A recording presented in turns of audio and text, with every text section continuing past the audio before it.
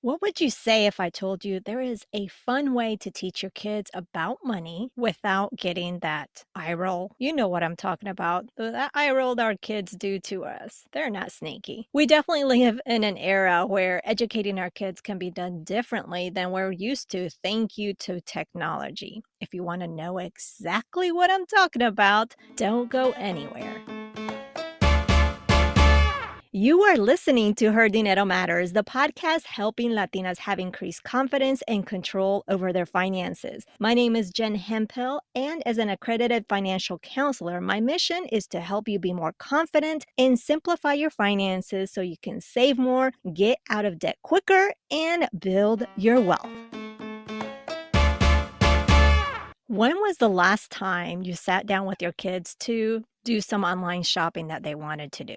It's no secret. It can be scary. It can be a nightmare with so many options and some of those options not being suitable for kids. And you want to be there next to them, but yet you want to give them some independence. You've been there, right? Of course, letting them go online alone, not a good idea, especially with the dangers that are out there. We want to protect our children. What's more, we need to explain to them what is the best option and the value of the money, which can take hours and it can be stressful, at least for us, right? We want to protect them from danger. Then we also want to teach them how to shop, how to make decisions on shopping. And that can just be stressful on us. This is your host, Jen Hemphill. Thank you for joining me today. If what I shared with you sounds familiar, we have some amazing news because our guest, Mary Collins Harris, has the perfect solution for you and your kids. You will see how your kids will be eager to learn more about money and not just that they want to do shopping. Mary and her husband created an app called Catch Up that helps children prioritize things that they really love. And at the same time, they learn how to save towards those special purchases. With this, you are able to teach your children the value of money in a fun and different way. I can assure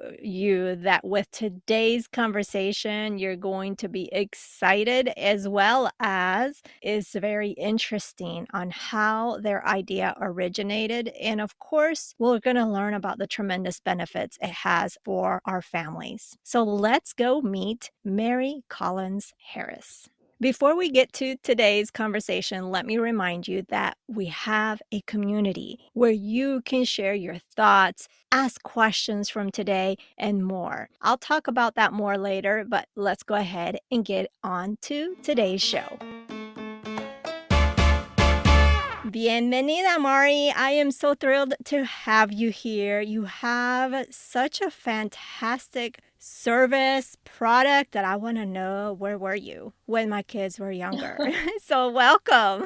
Thank you. Hola. I'm happy to join you today. Let's go back in time, Mari, to maybe when you're younger, sometime when you were a little girl, teenage years, wherever that was, where you had some sort of experience that really impacted you, even till today when it comes to money. So tell us what that was and how it impacted you. I grew up in a working class family. We always had food on the table. We always had clothes. We went on vacations. But my peers around me were all doctors, lawyers, kids. So they came from a lot more money than I did. And I remember when I was younger, I didn't really register it. But at some point around, I don't know, fourth, fifth grade, when you start realizing the social hierarchy, something clocked in on me. And I was like, oh my gosh, everyone's houses are so big. And mine's just like, a suburban home. And I remember feeling really intimidated, lesser than. I'd like hoard shopping bags from the fancy grocery store so I could put my stuff in it so it looks like we shopped there. And just feeling like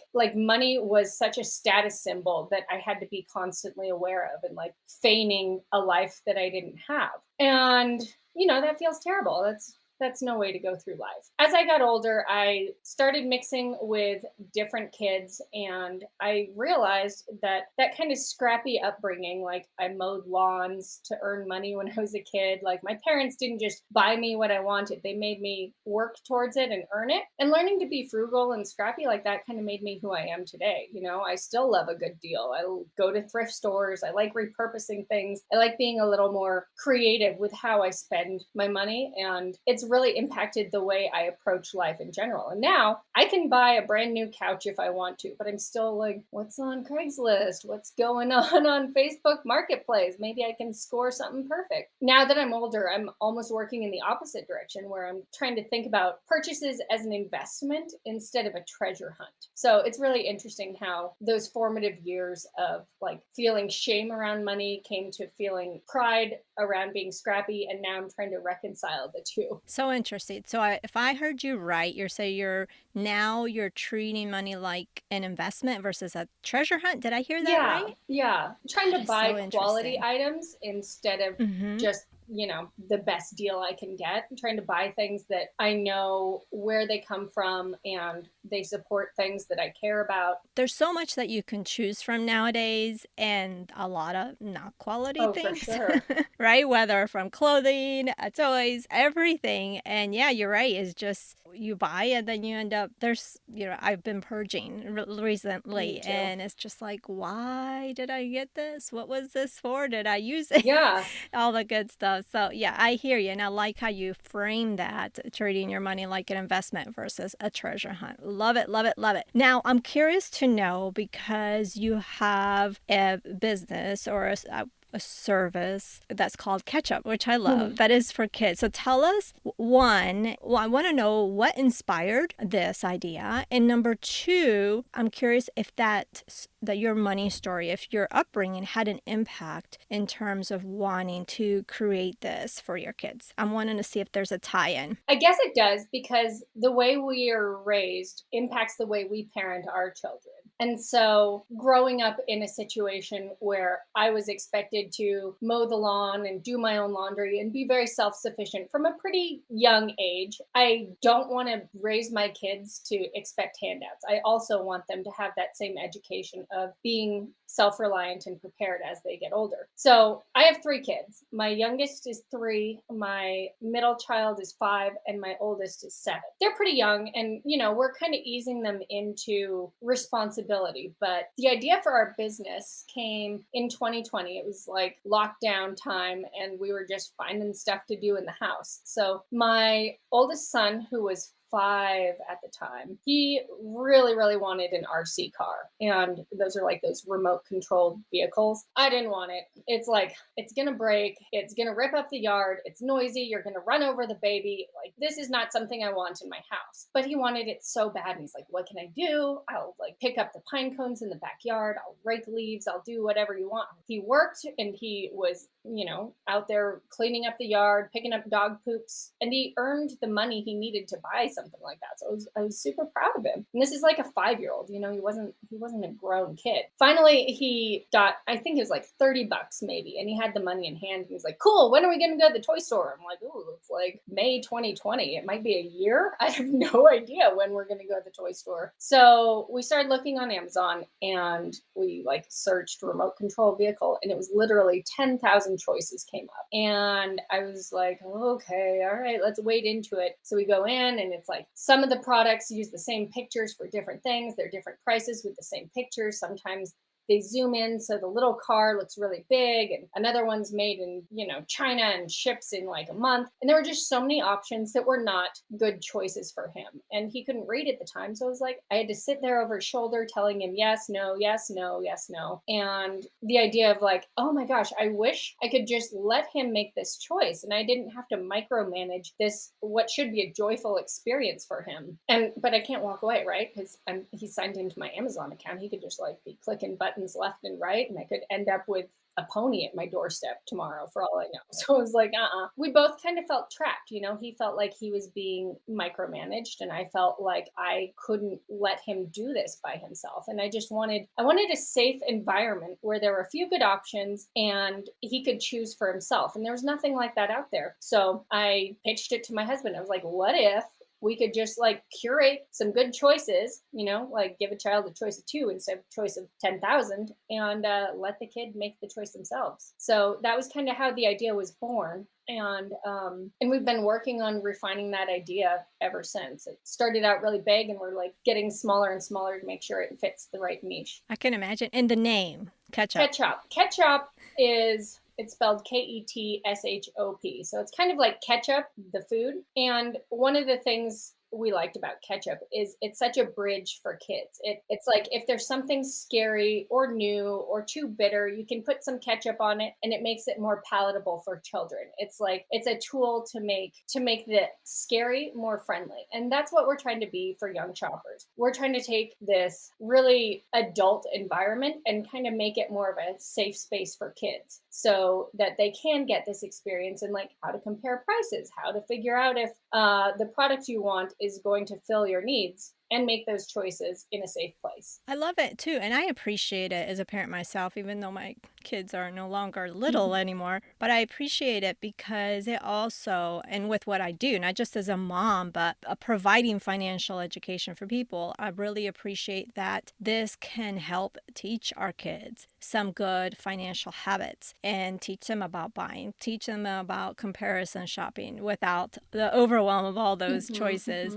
and just really teaching them about making those sound financial decisions. I mean, I'm a big fan of letting them fall, Yeah, me too. especially when we're there with us, Yeah. so they can learn, because I think that is how you learn. So I really, really appreciate that, and I'm just so excited that both you and your husband have this available. Have you ever wondered how on earth your friend bought their home? Or why your coworker meticulously splits the tab down to the last Diet Coke? Other People's Pockets is a show about other people's money. Host Maya Lau asks people from all walks of life to get radically transparent about their personal finances in actual dollar amounts. You'll hear from a dominatrix who gets paid to bully men at the ATM, an elite scientist who couch surfed to survive, a business prodigy who flipped his services from drugs to dumbbells, and more. You can find Other People's Pockets wherever you get your podcasts. I'm curious to know, because you mentioned you curate items where you feel like they're good choices, and then from there the kids can choose from those. I'm curious, what are your guidelines? What do you look for in those products? Because you're the ones choosing, right? So what do you look for in those products to consider them a good choice and to put in your ketchup? This was one of our challenges you touched on, because originally I was like, okay, I'm going to make this app for parents like me who want the best for their child. They want to have educational toys. They don't want to have a bunch of plastic, loud, like battery powered stuff. So I went out and I bought, all these STEM kits, like the marble runs and the wooden building blocks and pretty much anything that was like science, technology, engineering, math, that kind of stuff. Plus, some dress up like freeform stuff. But what I came to realize is that's what I want to buy for my children, because I know my children and I know my family culture. But it doesn't really work that well to speak for everyone, Like we had a user whose daughter had recently really gotten into horseback riding and she wanted a very specific saddle. This is the thing she wanted most in the world, and she wanted to save up towards it. And I was like, I can't buy a very specific saddle and like deliver it to her on the off chance that she might get to the point where she can afford it. So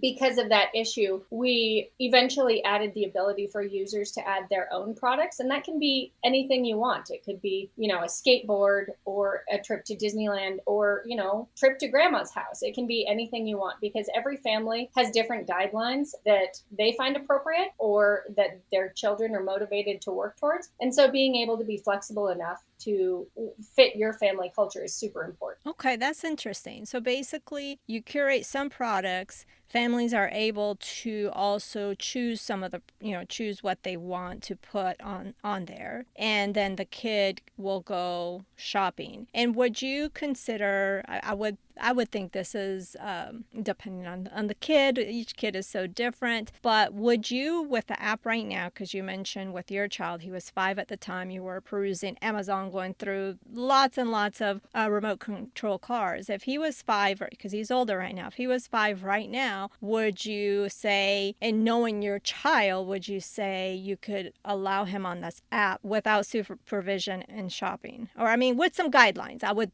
all with some guidelines. Yeah, absolutely. I do have a 5-year-old now, and she uses the app by herself. So the way Catch Up works is there's two experiences. There's the parent experience and the child experience. In the parent experience, you can add whatever products you want. We aren't curating that for you. You can pick them out of a catalog, you can find something on Amazon, you can find products that we're offering, or you can make up your own things line by line. Then you can send your child money, and whether it's by allowance or I'm paying you for washing the dishes, whatever reason you want to, you send your child money, and then you can switch accounts and your child signs in. Now, they only see the products you've added. They're not going to be able to see like a giant bounce house or inappropriate items that maybe they would have stumbled on other websites, like explicit content. It's only going to be the things that the parent has already approved. Then they have a certain amount of money, however much you've sent, and they can see if they can afford items, they can buy them. If they can't afford them, they can set it as a goal and see their progress towards that item. They have the ability to decide,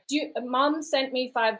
I can spend this $5 on a tchotchke, a little like plastic nothing, or I can save up for that Lego set that I really want. And so having that ability to make those decisions and fail, honestly, like my kids at first, the first 3 months we used it, it was like tchotchke, tchotchke, tchotchke. We were just getting garbage coming into our house. But then it did not take very long for them to realize like, I don't really play with these like popper things for very long. So then my son, like he bought maybe 5 little tchotchkes, total of maybe 10, $12. And then the next thing he bought was $100 item that he'd saved up for 5 months or something. So it's really up to the child. But being able to see that learning experience of, wow, I didn't have to tell him. I wasn't standing over his shoulder and like telling him he's doing something wrong or something right. It was him going through the experience himself and coming to the realizations on his own that really stuck with me. I was like, we're on to something here, because kids are teaching themselves. Absolutely. So if I heard you right, all through the app, the parent can send the child money, and then the child logs in on, this, you toggle or you switch over to the child's account per se, and from there the child can see the amount of money he or she has or they have, and then from there they are able to choose the products and see if they have enough money and set a goal to save that money, which I think is such a fantastic add-on. I don't know if you've always had it, but that is, for me, like that's just,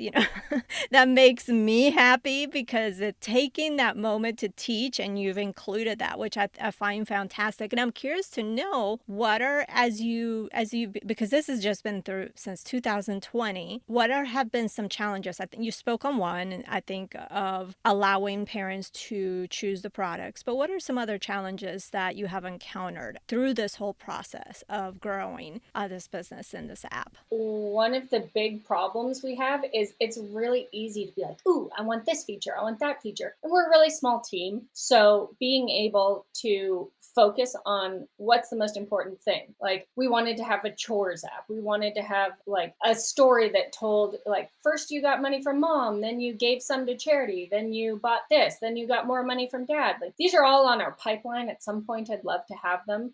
We did add the ability for children to donate to charities, whether it's like their church or their school or an environmental fund, whatever they're into. But it's really hard to keep focused on like, what is that core thing that we're aiming towards, when there's so many things that I want to teach my kids and share with the world in general, things that I think would be helpful. So now I'm also curious to know, because you've had this app for 2 years, it's a young business, you're doing fantastic, and you're obviously very in tune with not trying to do all the things, but focus on like the priorities. What are your hopes for Catch Up? What are your hopes? What are you hoping that parents can can see and take away from using the app with, or from their children, or they're both using the app, right? From the experience of ketchup. What is it's like that one thing that you really would hope people can see the power of for their, just not just for, as parents, but what it can,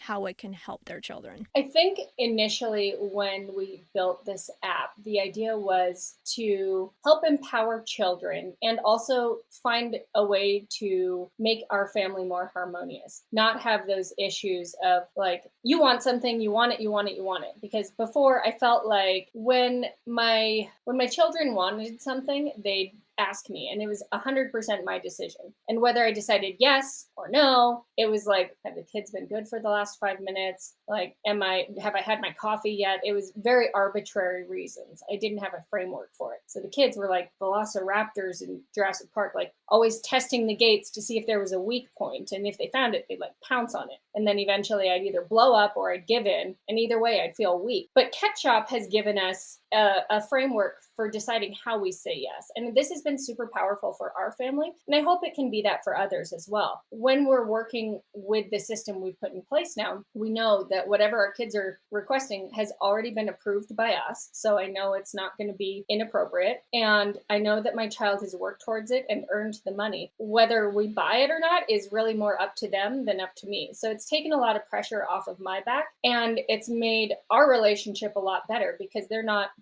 testing the gates, so to speak. And I get to say yes. I don't have to be the mean mommy and be like, no, you can't have that. No, you can't have that. I'm like, well, do you have the money? Have you saved up for it? No? Well, keep working. Our family run much more smoothly and more harmoniously. And I hope that it can do that for other families as well. And then, bonus, our kids are learning how to budget for themselves in a very natural way where they're not being lectured at. They're experiencing an economy on a very small scale. I love it. And I know you mentioned there's different things that you want to do with that, but you like to stay focused and prioritize. So what is next for Ketchup? What are some things that some features or whatnot that you're working on to add on next? I would really like to add in recurring payments so that parents can set up an allowance that happens without them having to remember. I'm terrible at that. I'll be like, oh, here's the last 3 weeks allowance. Sorry, I forgot about it. So having a way to kind of schedule payments, kind of like you would a paycheck, would be great. And then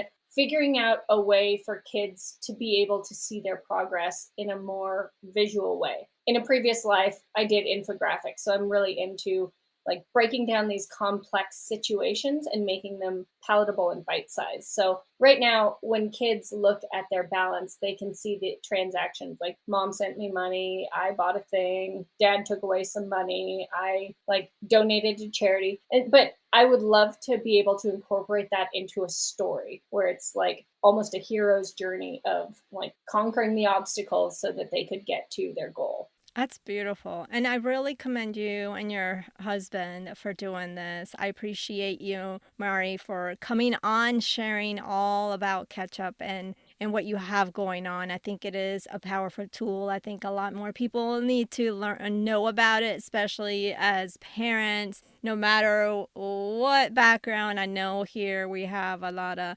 Latinas and people from the Latinx community listening, but it's helpful for anybody.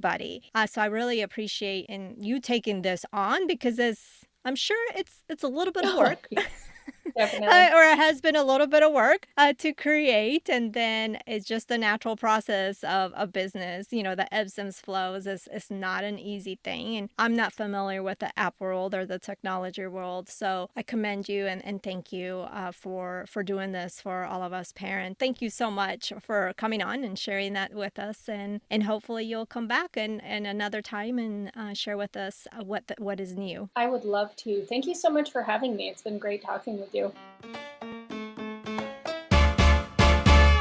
I still ask, where was this app when my kids were little? I really love that this exists, and I'm sure you can agree. If our parents can you imagine if our parents had this type of tool to teach us about money, they would have definitely been grateful, and it would have made money so much easier to talk about. Of course, today, Mary reminds us how important it is to teach our children about money, and we know this. And with this tool, with this app, Catch-up, it makes it easier. Because remember, Catch-up is an app that helps our kids understand the value of money and how to manage it responsibly. With the right guidance, kids can learn about budgeting, saving, and investing, as well as the risks and rewards of financial decision making. With the right tools, kids can gain the skills and knowledge they need to become financially responsible adults. Mary's story shows that it's possible to create a healthy family environment around money. You heard that. With all the benefits that Catch-up offers you and your children, you won't be the villain of that movie anymore. You can connect with Mary over at Catch-up, which is spelled K-E-T, shop as in shopping, SHOP.com, not ketchup as in what you put on your hamburger. You can go to today's show notes to easily just click on the link. We want to hear from you on today's conversation. Go to our community and join you if you haven't already over at jenhemphill.com/community. That is jenhemphill.com/community. I really want to see your face there. Now, about what you can expect next week. You may think that you need to be wealthy to have a financial planner, but our next guest, Nestor Vargas, will show you that that's not the case. Tune in next week to find out more. Bueno, pues that is everything. I appreciate you for supporting this podcast, for taking time out of your busy schedule to tune into the show. Be sure to check out the show notes over at jenhemphill.com/343. That is jenhemphill.com/343. Remember that being the reina of your money starts now, simply by claiming it. I believe in you, and so should you. Nos hablaremos el próximo jueves. Ciao.